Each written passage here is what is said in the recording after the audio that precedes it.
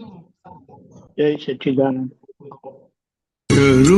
વગરના પરિગ્રહોથી લૂંટારી વૃત્તિ બહેકે, મોજ કરતા શોખ વધે ત્યાં થાય હડકવા સ્વાનની પેઠે. જટાયું દેખી ચિત્ત ચસકે, નહીં મળતા મન વળી ફટકે. જેણે જેમાં સુખ મન માન્યું, વચ્ચે કો આવ્યું તો ખટકે. અક્રમ જ્ઞાની ક્રમ સંયોગે, નિત અજનબી વાતું કાઢે.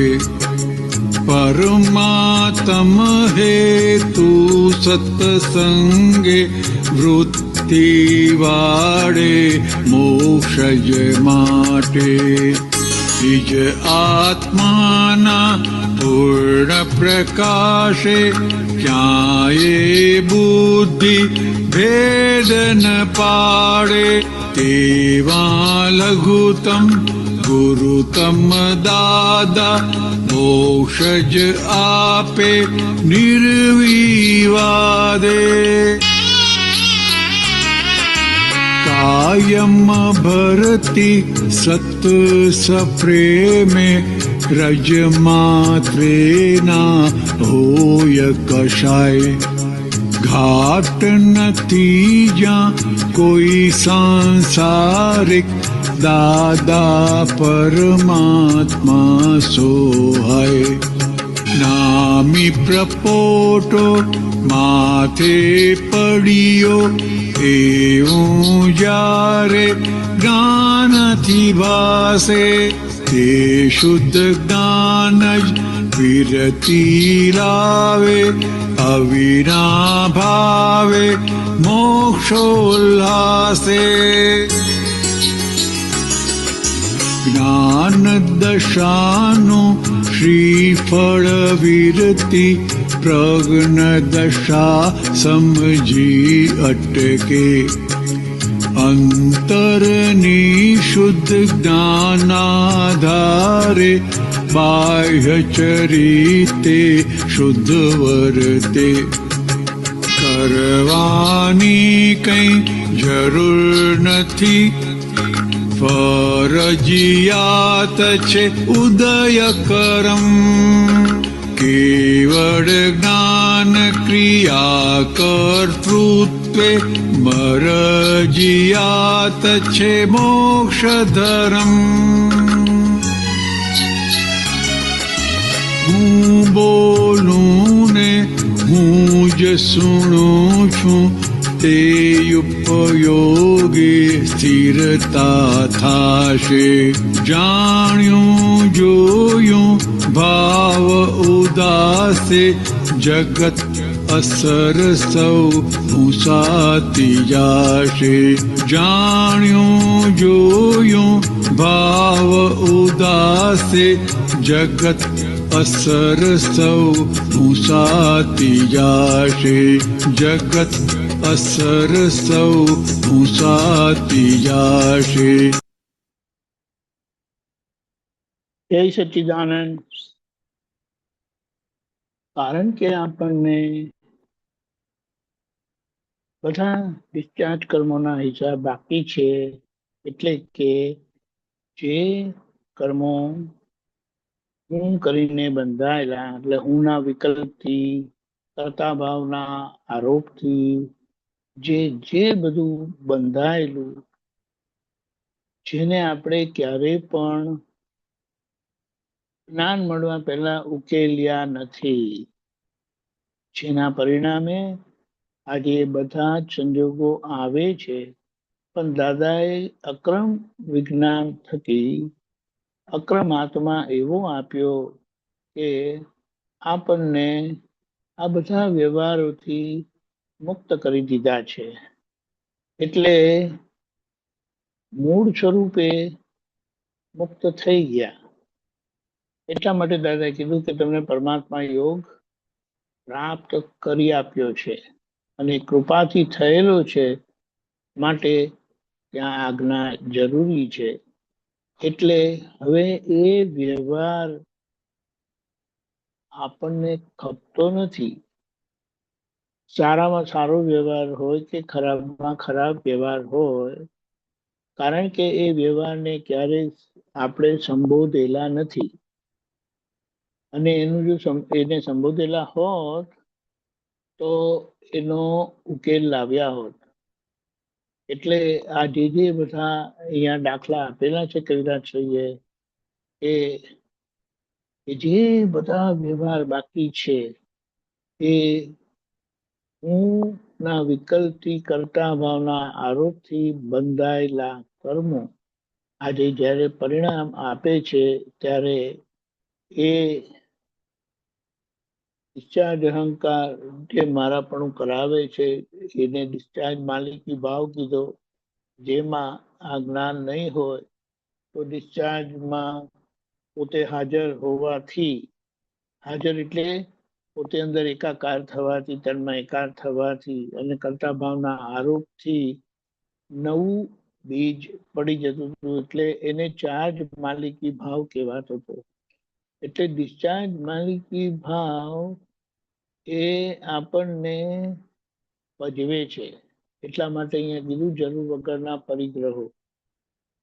એટલે જરૂર વગરના માલિકી ભાવને જવાબ દાદાએ ચોથી આજ્ઞામાં આપ્યું છે કે સંભાવી નિકાલ કરી નાખજો. એટલે સંભાવી નિકાલમાં સહજ ત્યાગ મુકાયેલો છે. એ મારું સ્વરૂપ નથી, એ મારું નથી. મારું સ્વરૂપ શુદ્ધાત્મા છે અને શુદ્ધાત્મા દ્રષ્ટિએ કરીને હું શુદ્ધાત્મા દ્રષ્ટિથી આ ઉકલતા વ્યવહારને સારી રીતે જોઈ લઉં છું. અને જોવાથી મને સમજાતું જાય છે કે આ મારું નથી, મારું માનેલું. અને જેટલી ડિસ્ચાર્જ માલિકી ભાવ એટલે પોતાપણાની અસરમાં આવીએ છે એટલું એ પોતાપણું આપણને અસર કરી જાય છે.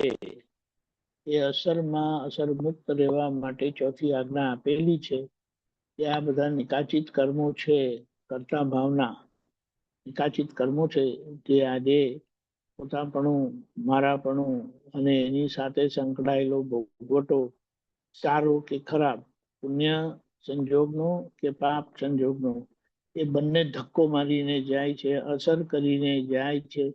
અને અસર થાય છે એને જ વિકારી ભાવ કીધો. એમાં વિષય અને લક્ષ્મી ની કડાકુડ બહુ ભારે છે.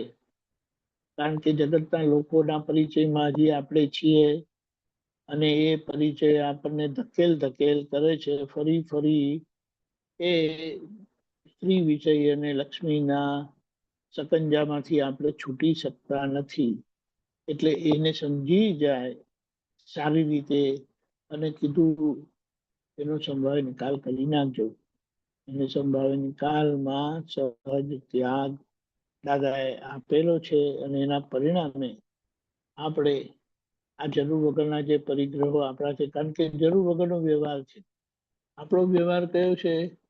જોવાનો, જાણવાનો અને પરમાનંદમાં રહેવું. એ આપણો શુદ્ધાત્માનો વ્યવહાર છે. પણ કારણ કે વ્યવહાર હજી ઉકેલાયો નથી, ઉકેલેલો નથી, એટલે વ્યવહાર ઉકેલવા માટે આજ્ઞા નો વ્યવહાર આપણો બાકી છે. એ આજ્ઞાનો વ્યવહાર ને નિશ્ચયાત્મક વ્યવહાર કીધો.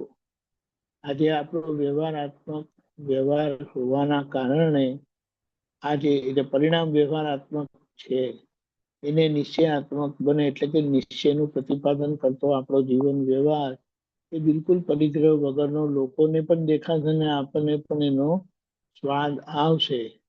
એટલે કીધું અહીંયા નાની પરપોટો માથે પડેલો છે. અને માથે પડેલો છે એટલે પેલા કે બહુ લોકોના પરિચયમાં આયા, સંતાન હતું નહીં, એ શું કે અનાથ આશ્રમમાંથી બચ્ચાને લઈ આવ્યા. હવે પછી ખબર પડી કે આ તો ખોટે ખોટું માથે પડેલું હતું. આ માથે પડી ગયું છે. પણ હવે એ જ્યારે આપણને ભાન થાય છે, એને શુદ્ધ જ્ઞાનથી એને એ સમજણ લાવે કે એના માટે ઉદાસીનતા આપણે રહેતી જાય અને મોક્ષનો ઉલ્લાસ આપણને આવતો જાય. એટલે કીધું છે કે જ્ઞાન દશાનું ફળ વીતી એટલે વર્તે, અને પ્રજ્ઞા શક્તિના પ્રભાવમાં આપણે પોતાની જાતને ઓળખી લઈએ, સમજી લઈએ, અને અંદરના શુદ્ધ જ્ઞાનના આધારે આપણે બાહ્ય જે ચરતા હતા એ ચરવાનું આપણું બંધ થઈ ગયા, અને એને શુદ્ધ જ્ઞાન અને શુદ્ધ દર્શનથી આખી એ વસ્તુ સમજાતી જાય, પરભાર્યું સમજાતું જાય, અને આપણે પરિગ્રહમાંથી છૂટતા જઈએ. અને આ આપણો પુરુષાર્થ છે. દાદા આપણને બહુ શક્તિ સમજણ આપે. છેલ્લી લાઈનમાં દાદાએ કીધું, કવિરાજશ્રી બોલ્યા કે આ બોલે છે એને આપણે સારી રીતે સાંભળીએ ટેપ રેકોર્ડને, અને એના એ ઉપયોગથી આપણને સ્થિરતા થતી જશે કે આ મારું સ્વરૂપ નથી, અને પોતાપણું એ પોતાની જ વાણી સાંભળતા સમજાય, એને સારી રીતે જુએ, સમજી લે, એની સામે નોય મારું કરીને રહેવાથી એ બધી અસરોમાંથી આપણે નીકળતા જઈશું. એ અસરો બધી ભૂસાતી જશે. તેમ તેમ આપણને શુદ્ધાત્માનો સ્વાદ આવતો જશે. પછી સામું મરણ પણ આવે તો આપણો ઉલ્લાસ એટલો જ હોય, કારણ કે એક સમય વધારવાની કે એક સમય ઘટાડવાની કોઈને આજે સત્તા નથી. એ વ્યવસ્થિત જ્યારે લઈ જાય ત્યારે આપણે તૈયાર છે, કારણ કે આપણે આવવા જવાથી, આવન જાવનથી મુક્ત, જન્મ મરણથી મુક્ત, અજન્મ અમર એવો હું શુદ્ધાત્મા છું. જય સચ્ચિદાનંદ. આખા દિવસના પ્રોગ્રામમાં આજે ગુરુવાર છે, સવારે 10:15 ગુજરાતી સત્સંગ, 4:30 કીર્તન ભક્તિની આરતી, રાત્રે 9 વાગે વર્લ્ડ વાઇડ સત્સંગ. પધારજો જરૂરથી. જય સચ્ચિદાનંદ.